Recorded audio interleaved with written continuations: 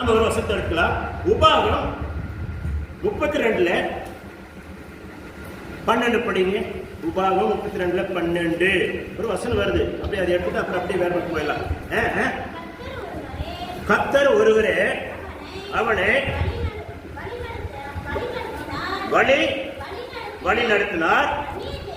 அந்நிய தேவன் அவங்களோட இருந்ததில்லை. உங்களோட தெய்வம் இருந்துட்டான்னா வழி நடத்தினா அன்னைய தேவன் உங்களுக்கு வரமாட்டான். அன்னைய தேவன் என்ன? நீங்க பேசுறீங்களா? அன்னைய வார்த்தைகள் அன்னைய மனுஷனோட அன்னையனோட கலந்து அன்னையுடைய அண்ணன் குழம்புறீங்களா?